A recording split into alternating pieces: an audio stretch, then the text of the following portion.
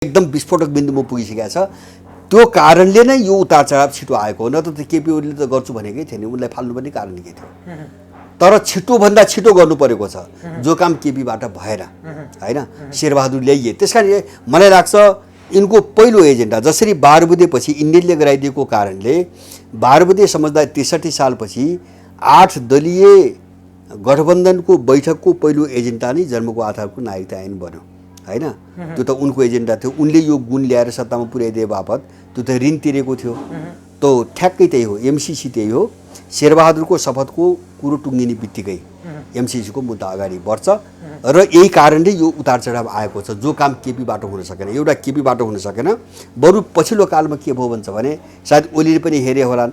अब पश्चिमाहरूको आशीर्वादले मात्रै अब यो आन्तरिक जो उनको बिचको लडाइँ छ नि, यसबाट पार पाउन अलिकति चाहिँ कठिनै देखे होलान्। र पछिल्लो कालमा अलिकति तपाईँको इन्डियाभित्रको मोदी सत्तासँग उनी जोडिए र उनी सक्रियतापूर्वक इन्डियन एजेन्डा कार्यान्वयन गर्नेतिर गए होइन। अमेरिकनहरूको ओझेलमा पर्यो, जस्तो नागरिकता अध्यादेश लगे होइन, अरुण बुझाए होइन। अब हाम्रो लिम्पियादुरा नक्साको चाहिँ छपाई तपाईँको रोके।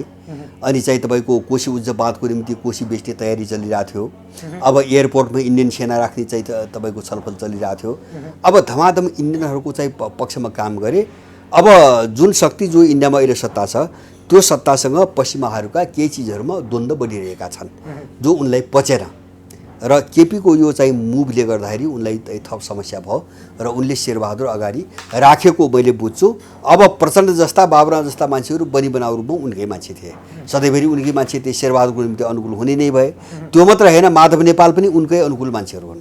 किन माधव नेपालको पनि त्यो इन्डियाको चाहिँ तपाईँको रको ब्लक हो, उनलाई पहिलेदेखि चलाउँदै आएको। अब यो सबै चिज चाहिँ तपाईँको अहिले शेरबहादुरको अनुकूल भएको हुनाले शेरबहादुरलाई अगाडि राखेर यिनी सबैलाई प्रयोग गर्ने भन्ने रणनीतिमा यो खेल भएको हो र यो एकदम चाहिँ तपाईँको के अरे छटपटाटको बिचमा भएको छ।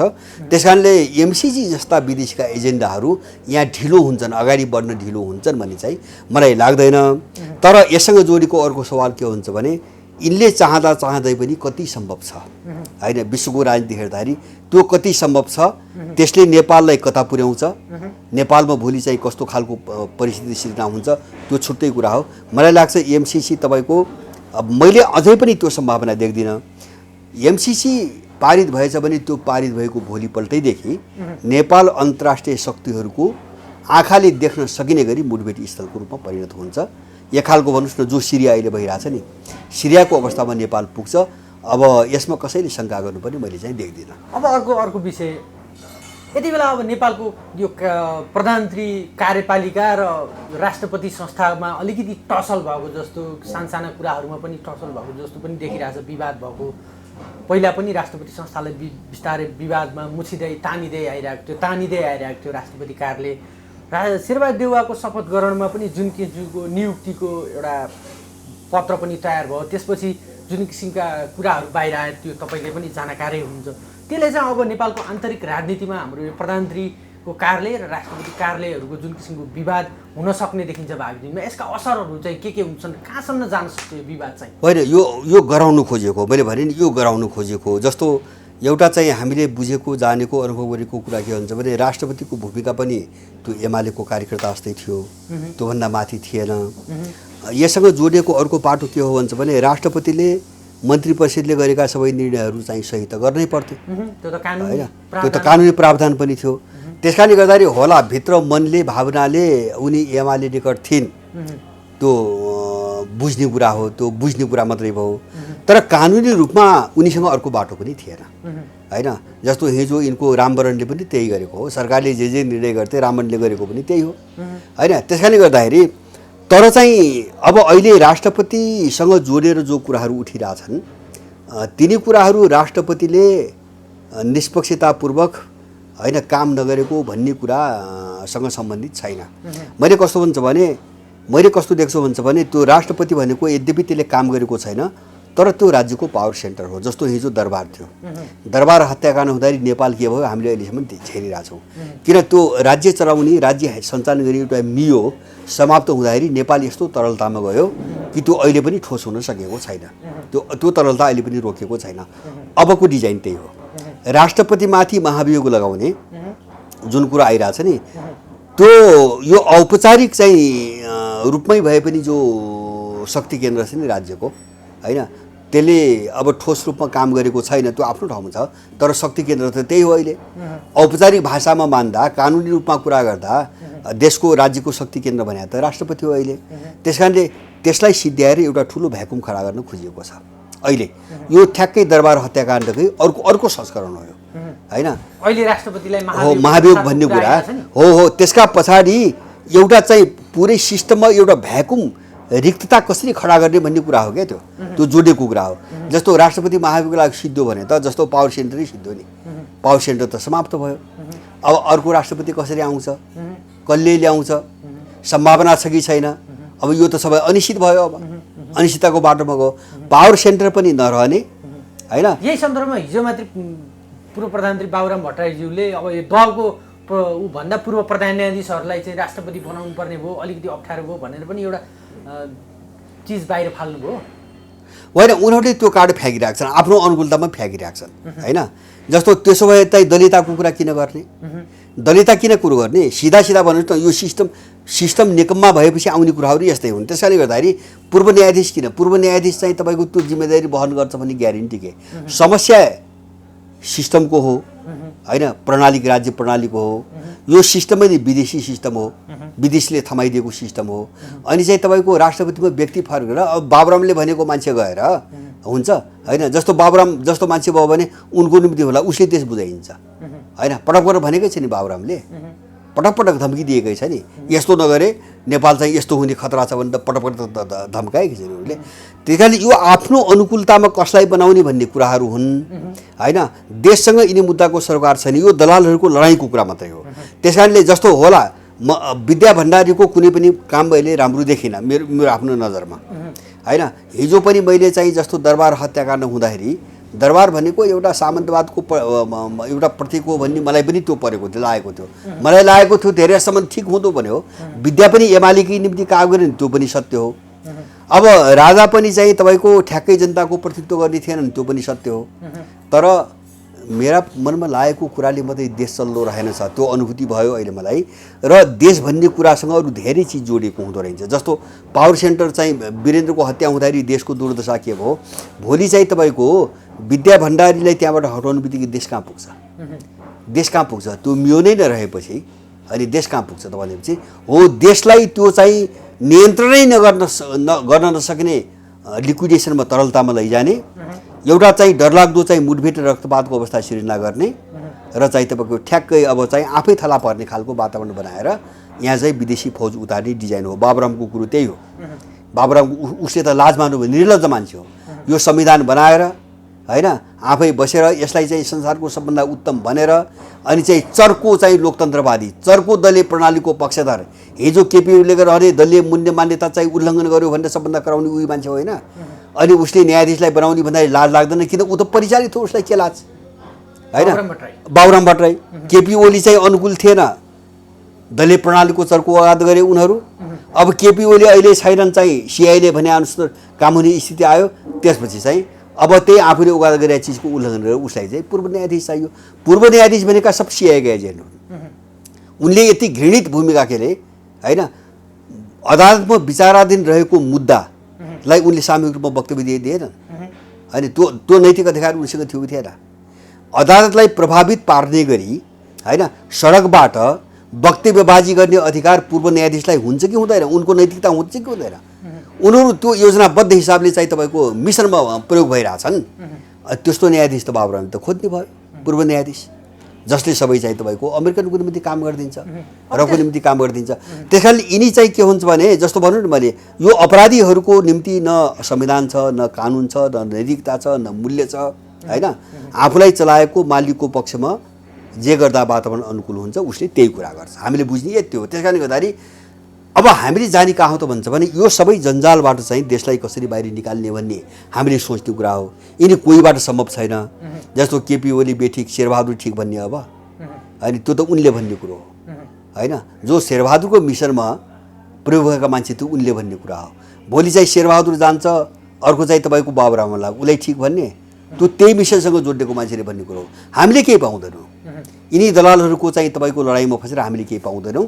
हामीले अब यो खेलकुदलाई एक्सपोज गर्ने र यसको विरुद्धमा एकजुट भएर अगाडि बढ्ने मात्रै हो। जस्तो अब अलिकति यो यही सरकार र अलि तीनवटा चिजलाई हेरौँ, परराष्ट्रको कुरालाई हेरौँ, अमेरिकाको सन्दर्भमा त उसको आफ्नो दृष्टिकोण अघि पनि हामी कुराकानी गरिहाल्यौँ। अब जस्तो भारत र चीनको सन्दर्भमा चाहिँ यो सरकारलाई हेर्ने नजर, यो सरकारसँग कसरी व्यवहार गर्छ, खासमा चाहिँ भारतले कसरी गर्ला, चीनले कसरी गर्छ? होइन, चीनले त गर्दैन। जस्तो औपचारिक रूपमा त उनीहरू देखान्नन् होइन। जस्तो शेरबहादुर पनि प्रष्ट छन्, चीन पनि प्रष्ट छ है। चीन र यिनको सम्बन्धको कुरा हेर्दा किन भन्छ भने शेरबहादुर चिनिया राष्ट्रपतिले भ्रमणको निम्ति दिए, उनी गएनन्। अस्ति चाहिँ तपाईँको अब एउटा चाहिँ 500 पार्टीहरूलाई राखेर एउटा भर्चुअल चाहिँ संवाद गर्यो, त्यसमा पनि उनी गएनन्। 2 वर्ष अगाडि उनी चाहिँ सायद बम्बईमा दलाई लामाको चाहिँ सरकारको प्रधानमन्त्री सामेल भएको एउटा कार्यक्रममा गएर सँगै बसेर फ्री तिब्बत मुभमेन्टको कार्यक्रममा भाग लिए। यो सबै खुला छ। अब यो चिनियाहरूले पनि बुझेका छन्।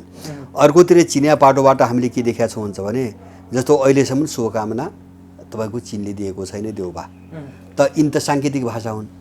देउबाको पनि साङ्केतिक भाषा हो, चीनको पनि साङ्केतिक भाषा हो। अब इन्डियासँग अब यो चाहिँ एकदम विपरीत छ। मैले भन्न खोजेको एकदम विपरीत छ। शेरबहादुर देउपा अब सिआईले अगाडि सारीको क्यान्डिडेट हो भन्ने कुरा अब हामी त चाहिँ अब यति राम्रोसँग बुझ्छौँ भने त्यो चिनियाहरूले नबुझ्ने कुरो आएन, त्यो इन्डियाले पनि बुझेको छ। जस्तो इन्डियाको पनि चाहिँ शुभकामना इन्डियाको कस्तो प्रवृत्ति थियो भन्छ भने इन्डियाको प्रवृत्ति के हो भन्छ भने नेपालमा जो प्रधानमन्त्री हुन्छ पहिलो भ्रमण उसकै देशबाट गर्नुपर्ने र ऊ धन्यवाद दिने पहिलो देश पनि हुन्थ्यो। फोनबाटै भए पनि प्रधानमन्त्रीले पहिलो देश हुन्थ्यो। तर अहिले इन्डियाले दिएको छैन। राजदूत मार्फत चाहिँ एउटा औपचारिकता देखायो, इन्डियाले दिएको छैन। अब यसका पछाडि केही कुराहरू छन्, म त्यो कुराहरू राख्नु चाहिँ। पहिलो कुरो त अमेरिकन र इन्डियनहरूका बिचमा नेपालको भू राजनीतिमा उनको आफ्नो इन्ट्रेस्ट फरक छ र दुवै शक्तिले नेपालभित्र अर्को पक्षको नियन्त्रण होस् भन्ने चाहन्नन्। किन भन्छ भने यहाँ चाहिँ पश्चिमाहरू बलियो भयो भने नेपाल मात्रै होइन इन्डिया पनि सिद्धिन्छ होइन। त्यो चाहिँ चाइना विरुद्ध मात्रै आउने होइनन् कि यहाँ अड्डा जमायो भने उनीहरूले इन्डियालाई पनि छोड्दैनन्। किन इन्डिया पनि एउटा पावर हो, अन्तर्राष्ट्रिय पावर हो। त्यो पावरलाई पनि नसिद्ध्याइकन त त्यो बाटो त क्लियर त हुँदैन।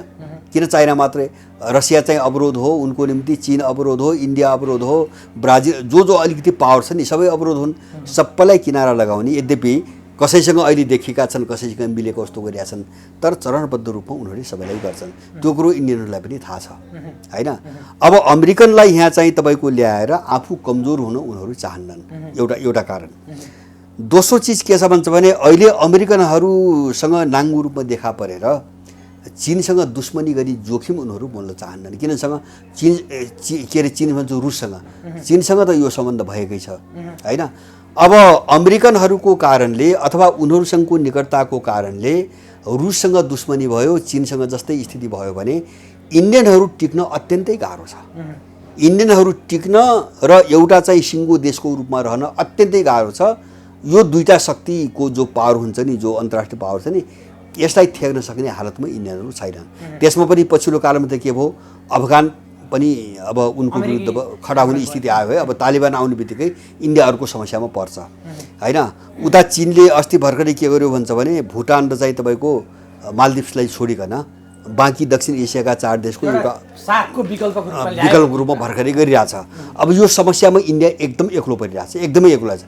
त्यसैले इन्डियाले अहिले अमेरिकनसँग नाङ्गो रूपमा देखेर रुससँग जोखिम बोल्ने र चीनसँग लड्ने होइन। अब त्यो खतराको बाटोतिर इन्डिया अहिले जाँदैन, एउटा कुरा। र दोस्रो इन्डियासँग जोडिएको अर्को एउटा कुरो के छ भन्छ भने इन्डियासँग सम्बन्ध चीनको तनाव त यो चाहिँ गलवान घाटीको पछि आयो होइन। अब जोभन्दा पहिली के अरे चाहिँ दोकलामको एउटा केस भएको थियो होइन, 3 वर्ष अगाडि। पछि चाहिँ गलवान घाटीको केस आयो। तर यिनी घटनाभन्दा अगाडि सी जिनपिङ र मोदीको बिचमा धेरै जेन्टलमेन एग्रिमेन्टहरू भएका छन्, धेरै जेन्टलमेन एग्रिमेन्टहरू भएका छन्, जुन एग्रिमेन्टबाट इन्डियनहरू पछि हट्न सक्ने अवस्था छैन। किन त्यो त अन्तर्राष्ट्रिय विश्वसनीयताको कुरा हो होइन। सम्बन्ध त कहिले तलाम हुन्छ, कहिले के हुन्छ, त्यो त रुसी समेतको उपस्थितिमा भएका सम्झौताहरू हुन्, अनौपचारिक सम्झौताहरू हुन् होइन। जस्तो नेपालको भू राजनीतिको विषयमा सम्झौता भएको छ, नेपालकै भूराजनीतिको विषयमा एउटा सम्झौता भएको छ होइन। अब बजारमा गएको सुने अनुसार चाहिँ नेपालमा राजसंहिता पुनर्स्थापनको विषयमा एक खालको सम्झौता भएको छ। चीन र भारतको एक खालको सम्झौता भएको छ होइन। यो ढङ्गले जानुपर्छ, सोच्नुपर्छ, नत्र भोलि हामी सबैले अप्ठ्यारो पर्छ भन्ने खालको एक खालको सहमति भएको छ। अब त्यो यथार्थ हो पनि, यथार्थमा त्यो हो पनि। त्यसकारणले यिनी भएका सहमतिहरू तोड्न सक्ने स्थितिमा इन्डियन सत्ता छैन अहिले होइन। हो त्यो कारणले मैले भने नि अहिले जस्तो ओलीसँग निकटताका पछाडि त्यस्ता धेरै कारणहरू छन्। जस्तो मोदी र चाहिँ ओलीको चाहिँ तपाईँको बाहिर स्वरूप हेर्ने भने त उल्टो स्वरूप हो नि होइन। किन मोदीकै नाकाबन्दीको विरुद्धमा चाहिँ आवाज उठाएर ओली स्थापित भएको हो होइन। अनि त्यसपछि चाहिँ अब त्यही इन्डियनहरूसँग अलिकति कचकच गरे जस्तो गरेर चाहिँ लिप्याधुरा नक्सा पनि पारित गरेको हो होइन। अब यो सबै चिजसँग अब यो क्षेत्रमा विशेष गरेर दक्षिण एसियाको भूराजनीतिमा रसियनहरू, चाइनिजहरू र इन्डियनहरूको बिचमा जुन एउटा अनौपचारिक खालको एउटा समझदारी भएको थियो, अब त्यो समझदारीको प्रेसरमा केपी ओली परिरहेका थिए होइन। हामीले यो उसलाई यद्यपि उनी बाहिर चाहिँ अगाध अमेरिकन एजेन्डाहरूको गर्थे, तर यो दबावमा उनी परिरहेका थिए। उनले दोहोरो रोल खेलिरहेका थिए। एकातिर चाहिँ अब यो समीकरण जो छ नि यसलाई अलिकति चाहिँ अवरोध पनि पुर्याउने जस्तो उनले कहाँ गरे भन्छ भने चीनसँग भएका सम्झौताहरू चाहिँ ब्लक गरे, उनले अगाडि बढ्न दिएनन् ओलीले होइन। तर चाहिँ तपाईँको जस्तो अब यो चाहिँ इन्डियासँगको रिलेसन जस्तो अमेरिकनहरूलाई अलिकति कमजोर पार्न तपाईँको चिनियाहरूको, रसियनहरूको मैले के बुझ्छु भन्छ भने अमेरिकनहरू होइन बरु उनको तुलनामा इन्डियनहरू नै अलिकति बढी चलफेल गर्दाखेरि पनि उनीहरूलाई आपत्ति छैन। किन इन्डिया उनको चुनौती होइन, इन्डियालाई उनले जतिखेर पनि नियन्त्रण गर्न सक्छन्। तर पश्चिमाहरूलाई कुनै पनि हालतमा यहाँ पस्न दिँदैनन्। त्यस्तो स्थिति आयो भने मैले अघि नै भने नि अन्तर्राष्ट्रिय मुठभेड नेपालमा सुरु हुन्छ, कुनै पनि नाममा मुठभेड सुरु हुन्छ। त्यस कारणले गर्दाखेरि अब अहिले चाहिँ यो स्थितिपछि मोदीको सत्ता खुलेर शेरबहादुर देउबाको पक्षमा आउने सम्भावना मैले देख्दिनँ। मैले मोदीको सत्ता बाहिर रहे पनि आजको दिनसम्म केपी ओलीलाई नै उहाँको हो भित्र रोल त्यो हुन्छ होइन। दुईटा कारणले, एउटा चाहिँ मैले भने नि यो यिनको अन्तर्राष्ट्रिय एउटा एग्रिमेन्ट, अनौपचारिक एग्रिमेन्टको कारणले पनि होइन। र दोस्रो चिज के हो भन्छ भने केपी ओलीबाट नै इन्डियाका काम खुरुखुरु भइरहेको थिए, जो अब शेरबहादुर देउबाट सजिलो छैन होइन। जस्तो केपी ओली जुन रफ्तारमा गएको थियो नि त्यो काम हुन शेरबहादुरबाट सम्भव छैन। दुवै कोणबाट चाहिँ इन्डियन सत्ता चाहिँ अहिले अप्ठ्यारोमा परेको छ। त्यसैको सङ्केत होला जस्तो लाग्छ मलाई। उनीहरूले सिधै चाहिँ प्रधानमन्त्री तहबाट सौगान नदिएर उनले राजदूत पठाए होइन। अब के यहाँको पार्टीहरूको बारेमा थोरै कुराकानी गरौँ, अन्त्यमा पनि छौँ। अब यति बेला सत्ताबाट बहिर्गमन भइसके सँगै अब नेपालमा अब केपी शर्मा ओलीको अस्तित्व चाहिँ अब अलिकति खतरामा पर्या हो कि भन्ने किसिमका जुन किसिमका टिका टिप्पणी भइरहेछन्। सँगसँगै नेपाल कम्युनिस्ट पार्टी एमाले विभाजनको सङ्घारमा अस्तिबाट हामी कुराकानी गरिरहेका थियौँ। औपचारिक रूपमा मात्रै छ, एउटा कानुनी छिद्रले मात्रै अडिरहेछ नेकपा एमालेमा माधव कुमार नेपाल समूह। त्यो समूहको भविष्य के हुन्छ अथवा केपी शर्मा ओलीको भविष्य चाहिँ के हुन्छ? केपी शर्मा ओली समूहले नेतृत्व गरेको एमालेको भविष्य कस्तो देख्नुहुन्छ? भने एमाले ढिलो चाँडो मैले भने नि जब डिजाइन नै सबै पार्टीहरूलाई छिन्न भिन्न बनाउने हो भने अब एमाले चाहिँ त्यसबाट अछुतो रहन सक्दैन। एमाले त्यो मात्रै होइन, माओवादी पनि अछुतो हुँदैन। अब केही समयपछि हेर्नुला अब आउँछ नि त, जस्तो यिनलाई तोड्ने मुद्दा अब आउँछन्, नटुटेकालाई पनि तोड्ने मुद्दा आउँछन् होइन। जस्तो एमसिसीले माओवादी तोड्छ, सबै अब बिग्न मन्जुर भएन भने एमसिसीले माओवादी तोड्छ, हुने त्यही हो। अब जस्तो अर्को राप्रपा तोड्ने अर्को एजेन्डा आउँछ, किन त्यो त केही पनि बाहिर आएको छैन, त्यो त एजेन्डाले तोड्ने हो। भोलि दुर्विघन त त्यहाँबाट हुन्छ, सुरु हुन्छ। अब जस्तो राप्रपातिर पनि मैले के देख्छु सामान्यतः भन्छ भने जस्तो कमल थापाहरू ओलीतिरै उभिन्छन्, त्यो देखिन्छ अहिले। यिनको अन्तर्राष्ट्रिय सम्बन्ध किन यिनले बनाएको होइन, त्यो यिनलाई चलाउने अन्तर्राष्ट्रिय नेसर्सले बनाउने हो क्या त्यो होइन। जस्तो कमल थापा चाहिँ ओलीतिरै उभिने सम्भावना देख्छु होइन। अब महन्त ठाकुरहरूको त हिजो नै देखिसकेको छ र मलाई लाग्छ केही व्यक्तिहरू विकलान होइन, तर समूहगत रूपमा त्यो त्यही पोजिसनमै रहन्छ भने चाहिँ मलाई लाग्छ है, मेरो अनुमानमा इन्डियाले आफ्नो रणनीति फेरेन भने महन्त ठाकुरको पक्ष चाहिँ ओलीतिरै रहन्छ, शेरबहादुरतिर आउँदैन। अब यो लडाइँ तीव्र हुन्छ भन्नुहोस् न। अब यो चाहिँ बाहिरी शक्तिहरूको जो इन्ट्रेस्ट चाहिँ तपाईँको बाज्यो नि, यहाँ चाहिँ टक्राउनु पुग्यो नि, यसले चाहिँ चर्को द्वन्द्वको अवस्था सिर्जना गर्छ। ध्रुवीकरण पनि हुन्छ यिनका बिचमा, सबै टुट्छन्, नयाँ खालको एलायन्स बन्छ सत्ता र चाहिँ विरोधीको नाममा एउटा नयाँ खालको एलायन्स पनि बन्छ र त्यसले यिनीहरूबिचको द्वन्द्वलाई उग्र बनाउँछ र यो द्वन्द्व हिजोको जस्तो रहँदैन हिजोको जस्तो रहँदैन यो मुठभेडकै स्तरमा जान्छ किन भन्छ भने यो उनको अन्तिम प्रयास हो मैले भने नि यो मैले सुरुमै भने नि यो छटपट हातले होइन सबै यसरी चाहिँ नाङ्गिरहेछन् जस्तो छद्म रूपमा आफ्नो भूमिका खेल्दै आएका मान्छेहरू अहिले सारा आफ्ना कपडा फ्याँकेर नाङ्गो रूपमा किन त्यो सङ्कट सबैको अगाडि आयो जस्तो तपाईँले अहिले यो चाहिँ संसदको बहसमा मैले हेर्छु केही मान्छेहरू अनौठा मान्छेहरू चाहिँ को एउटा स्वरूप चाहिँ देख्छु जो मान्छे यो संविधान देशको निम्ति घातक छ यो संविधान देशको निम्ति घातक छ संहिता तुरुन्त खारेज गर्नुपर्छ हटाउनुपर्छ भन्दै आथे ती मान्छेहरू यो संविधानको बचाउको निम्ति ज्यान फालेर लागेका छन् ज्यान फालेर लागेका छन् संविधानको बचाउको निम्ति र संसदको पुनर्स्थापनाको निम्ति ज्यान फालेर लागेका छन् उनीहरूले बाहिर चाहिँ कुतर्क गर्छन् चाहिँ कानुनका धारा दिएर हैन कानुनका धारा अनुसार चल्ने हो भने तिनले चाहिँ राजनीतिक मत किन राख्ने बाहिर त्यस्ता मान्छेहरू त कानुनी कुरा गरे भएको नि बाहिर ठुलो राजनीतिक बहस चाहिँ गर्ने अनि चाहिँ मान्छेलाई भ्रम सिर्जना गरेर एउटा पोस्टर बनाउनुको निम्ति संहिता यो संविधान यो तन्त्रको विरोध गर्ने र एउटा बरु पपुलिस्ट पोस्टर बनाउने अनि मालिकलाई अप्ठ्यारो पर्यो भने ठ्याक्कै बचाउमा आउनुपर्ने स्थितिमा के मान्छेहरू गुज्रिरहेछन् अब यो बढ्दै जान्छ अब यो एकदमै बढ्दै जान्छ मैले भने नि यो अन्तिम टक्राउ है एउटा चरण अत्यन्तै कष्टकर हुन्छ अब यो शेरबहादुरको नियुक्तिपछि एकदमै कष्टकर एकदमै चाहिँ धमिलो अझ बढी तरल हुन्छ तर यिनको यो टक्राउ अन्तिम टक्राउ हो यस पछाडि अब खेल्ने सम्भावना एकदम साँगुरिँदै गएको छ र अब त्यो यिनीहरूभित्रकै द्वन्द्वबाट सुरु हुन्छ त्यो सडक द्वन्द्व सडकमा पनि केही सङ्केत आछन् जस्तो माधव नेपालप्रति चाहिँ केपी ओलीको टिप्पणी होइन जस्तो युथ फोर्स बिउतारी जति पनि खेलहरू आइरहेछन् यो लक्षण आइरहेछ र अब त्यो दिशामा देश अगाडि बढ्यो भन्ने चाहिँ मेरो निष्कर्ष हो अब प्रचण्डको चाहिँ कस्तो देख्नुहुन्छ आगामी यात्रा चाहिँ प्रचण्ड अलिकति यो विषयसँगै केपी शर्मा ओली सर्वोच्च अदालतबाट जुन किसिमको फैसला भयो त्यो नभएको भए प्रचण्डको राजनीतिक भविष्य लगभग समाप्तिको दिशातर्फ जान्थ्यो यो केपी शर्मा ओली र प्रचण्डको हाइटको लडाइँ हो भनेर जुन किसिमले भन्थे नि यही एकअर्कामा को लडाइँ हो भनेर भन्थे यो लडाइँ प्रचण्डले जिता जस्तो देखिन्छ केपी ओलीले हार्या जस्तो देखिन्छ आगामी ऊ चाहिँ कस्तो देख्नुहुन्छ पोस्टर चाहिँ यिनीहरू होइन यस्तो अब यो हार जित कस्तो हुन्छ भन्छ भने जस्तो अब यो लडाइँको दौरानमा अलिकति चाहिँ उतार चढाव आउने बाटो चाहिँ तपाईँको घुमाउरो हुने यो सबै हुन्छ जस्तो अब शेरबहादुर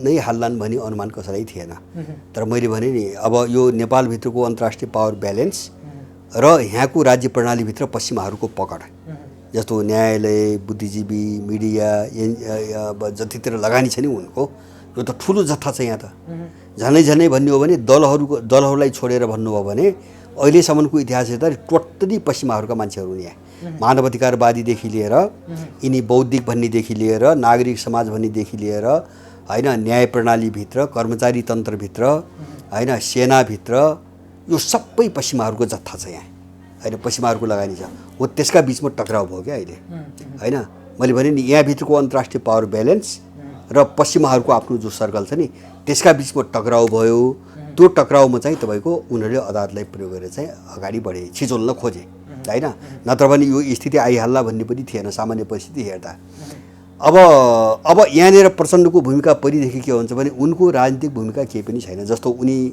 उनको मैले पहिलेदेखि बुझाएको दुईवटा कुरा मात्रै हो न उनको लोकतन्त्रको कुरा छ न उनको जनवादको कुरा छ न केही छ उनका दुईवटा कुरा छन् यो अपराध गरेर यहाँ आए उनीसँग अथाह सम्पत्ति छ र उनीसँग ज्यान छ यो दुईवटा चिज बचाउने हो उनको राजनीति भनेको सम्पत्ति जोगाउने र आफ्नो जीव ज्यान जोगाउने अब यसको निम्ति उनले जे गर्नुपर्छ सबै गर्छन् होइन अब प्रचण्डले के गर्छन् भन्ने कुरैतिर नजाउँ केपी ओलीसँग यो सबै सम्भव भइदिए भए उनी केपी ओलीले जे गरे त्यसको समर्थकै हुन्थे त्यही सोचबाटै गएका हुन् होइन केपी ओली को हो उनलाई थाहा थिएन वार्ता त उनले केपी ओलीसँग गरे हो होइन सहमति त केपी ओलीसँग गरे हो त्यो केपी ओली चाहिँ खराब हो भन्ने कुरो उनलाई थाहा थियो उनको नजरमा केपी ओली खराब हो भने त उनलाई पनि त थाहा थियो होइन केही पनि थिएन एउटा उनको आफ्नो बचाउको कुरा छ र त्यो बचाउसँग जोडेको के छ भन्छ भने जुन मिसनमा विदेशीहरूले उनलाई यहाँसम्म ल्याइ पुर्याए त्यसप्रतिको एउटा उनको ड्युटी छ। त्यसबाट उनी मुक्त हुन सक्दैनन्। मुक्त हुन खोजे उनको अब सबै चिज जोखिममा पर्छ। त्यस कारणले अब अहिलेको परिस्थिति अब त्यो काम केपी ओलीबाट भएन भन्नुहोस् न। केपी ओलीबाट उल्टो भयो, उनले पार्टी एकता गरे, केपी ओलीबाट उल्टो भयो होइन। अब यिनीबाट पनि उल्टो भयो। उल्टो भइसकेपछि उनले आफ्नो बचाउको निम्ति उनले अर्को कित्ता रोजेका हुन्। उनी उतिखेरै एमाले पनि हुन्छन्। अब एमाले बन्नुभन्दा पहिले 2 महिना अगाडि उनी काङ्ग्रेस थिए। काङ्ग्रेससँग रणनीतिक चाहिँ तपाईँको एउटा सहकारी सुरु भयो भनेर आफ्नै छोरीलाई त मेयर मात्रै जिता हो नि त काङ्ग्रेससँग मोर्चा हारेर। अनि काङ्ग्रेसलाई लात्ते हानेर धोका दिएर उनलाई एउटा निर्देशन आयो।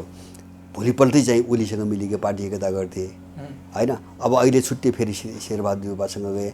भोलि अर्को परिस्थिति आयो भने उनी अर्कोतिर जान्छन्। यदि यहाँभित्र पनि भएन प्रतिकूलता सिर्जना, मैले भने नि जस्तो एमसिसी लगायतका केही एजेन्डाहरू अब अगाडि फरवर्ड हुने बित्तिकै उनको अगाडि अर्को सङ्कट आइहाल्यो।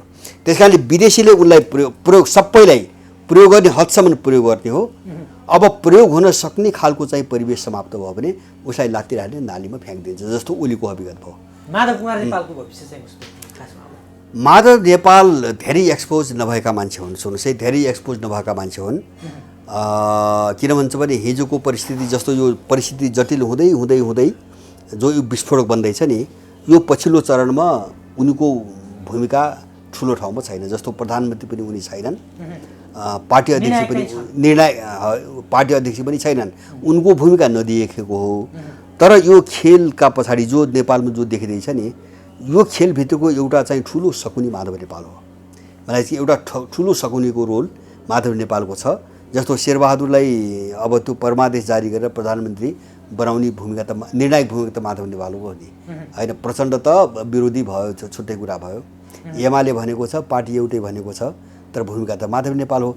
माधव नेपालले के गरे भन्छ भने अब शेरबहादुरलाई चाहिँ प्रधानमन्त्री बनाउने भूमिका पनि खेले र उनको अर्को भूमिका एमालेलाई केपीको एकलौटी हुन नदिन त्यहाँभरि पनि खेलिराख्ने उनको दोहोरो भूमिका अहिले खेलिरहेछ। मलाई लाग्छ अब मैले भने नि अब अन्तिम अवस्थामा उनकै बिचमा पनि वारपारकी स्थिति आएको खण्डमा जस्तो इन्डियन, युरोपियन, अमेरिकनहरूका पनि आफ्नै इन्ट्रेस्ट छन् नि। अब त्यो इन्ट्रेस्ट नै तपाईँको वारपारको बिन्दुमा पुग्ने बेलामा अब यो चाहिँ नौटङ्की धेरै दिन चल्दैन। त्यस कारणले माधव नेपाल र केपी ओली आफ्नो बाटो लाग्नुपर्छ। तर अहिलेसम्म यो गज्याङ बज्याङ होइन, निर्लज्जता भनौँ न। अब एउटालाई प्रधानमन्त्री बला छ, पार्टीमा अर्कोसँग बसेको छ, ओलीको पनि त्यस्तै, उसको पनि त्यस्तै। अब यसको कारण म के देख्छु भने यसका पछाडि हिजो इतिहासमा यिनले गरेका केही आपराधिक घटनाहरू भण्डाफुर हुने खतराले काम गरिरहेको छ। जस्तो दार्चुङै एउटा घटना हो होइन। कोही त छ एमालेको मान्छे त्यहाँ, त्यो हत्याकाण्डमा चाहिँ तपाईँको मिलेको एमालेको त कोही मान्छे त छ र को छ भन्ने कुरो उनलाई चाहिँ धेरैलाई त्यो कुरो पनि थाहा छ। यिनी धेरै कुराहरू आउँछन्, यस्ता एजेन्डाहरू धेरै छन्, यसले उनीहरूलाई वारपार गर्न दिइरहेको छैन। मैले बुझेको त्यो पहिलेदेखि। त्यस कारणले तर यो एक दिन निस्कन्छ, किन सधैँभरि ठेक्न सक्ने स्थिति हुँदैन। जस्तो मान्छेहरूले भन्थे नि अब यिनी माओवादी चाहिँ एमाले मिलायो, के अरे चाहिँ चिनले मिलायो भने के को चिनले होइन। मान्छे अर्काले पाल्या छ, चिनले मिलाएर अनि चाहिँ चिनले मिलाइदिन्छ, यिनी फुट्दैनन् भन्थे। चिनले मिलाएर मिलेर फुट्ने हो र? मान्छे सिआएर रका युरोपियनका छन् अनि चिनले मिलाएर फुटाएर हुने हो र? भएन नि त। हामी त्यो देख्यौँ। जुटाएको पनि उनले हो, फुटाएको पनि उनले हो। अब त्यस कारणले गर्दाखेरि यो प्रक्रियामा जान्छन् र मलाई लाग्छ अबको चरण उनका बिचमै यस्तो परिस्थिति आउँछ रे एकले अर्कोलाई समाप्त पार्ने मिसनसम्म यिनीहरू जान्छन्। यीमध्ये कोही मान्छे सिद्धेलान् भोलि, म त्यो सम्भावना पनि देख्छु। कोही मान्छे सिद्धेलान् मर्लान्, कोही जेल पर्लान्, कोही के होला, कोही कसैको राजनीति सकेला। त्यो एउटा टक्राउको चाहिँ तपाईँको चरण पार नगरिकन यिनीहरू पनि स्थिर हुने सम्भावना मैले देख्दिनँ।